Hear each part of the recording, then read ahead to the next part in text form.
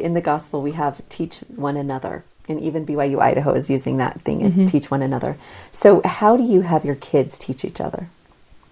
They just do. They just do. You know what I'm saying? Like, if you, they say the 5 people you spend the most time with, that's who you're going to be like. And we've actually talked about that in our family, that there's 6 of us. So that means the other 5 people in our family are the ones we're spending the most time with. Especially because we homeschool. So those are the people we're spending time with. So that's who we're becoming like. Yeah.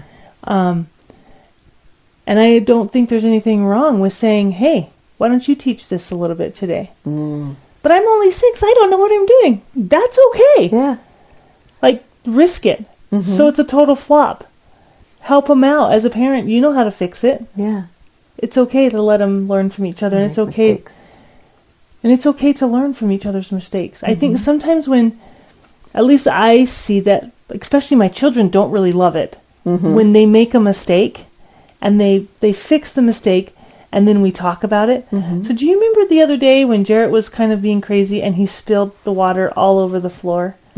And Jarrett's like, ugh.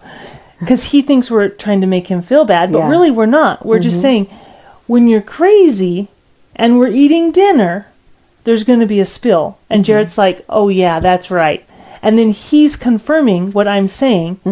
And we can talk about it that way. Or, like, I mean, that just happened today, this morning. We had a little bit of a crazy breakfast, and Jarrett got a little bit crazy, and he spilled. And then we got everything cleaned up.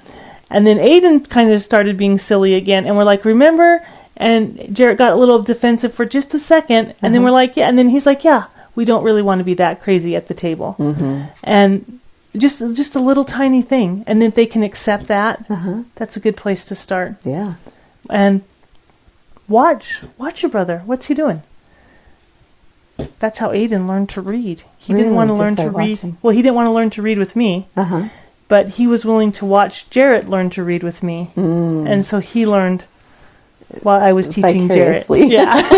That's interesting. So, you know, that's cool. I think being willing to accept where they're at and how they learn and what they want.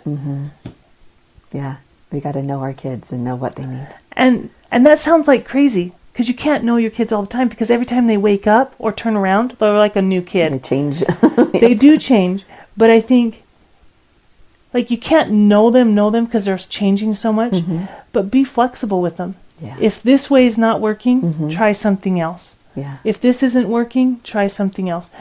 So I don't think you have to know them, because, like, if you're, like, some families are just blended families and you don't know those kids so well, be open. Yeah. The Spirit will tell you. If you ask, the Spirit will tell you. And that's what I love about it, is Heavenly Father loves these people we're working with. And it doesn't matter if they're your children or not. Yeah. It can be somebody else's children. Heavenly Father loves them. And if we trust that, He'll tell us what they need. Yeah. Like, I can't tell you how many times I've taught a class and, okay, I'll say that. And then I say it, and that has made a difference to someone who isn't my child, but someone who needs it. Ah, I love it. Do you know what I'm saying? So just being open to the fact that people change, and our ideas can change, and how we teach can change, and what we expect can change. Yeah. Be very clear that you're changing, but but being flexible, but you're keeping your morals, but your flexibility. Right, in, and in being the clear teaching. with your kids. Yeah. You know, yesterday we did not jump in the house. Today we're going to jump in the house because we're talking about something. And now we're going to go back to no jumping in the house. Oh, gotcha. Or we're bouncing balls all over the living room, and now we're done bouncing the balls in the living room. The rule comes back. Right, and like being flexible that way, but also being flexible with their knowledge and their power. Yeah. To be notified of our newest YouTube videos, be sure to click the subscribe button here. Head over to our new website for the latest gifts and promotions. For more videos like this one, click this playlist here.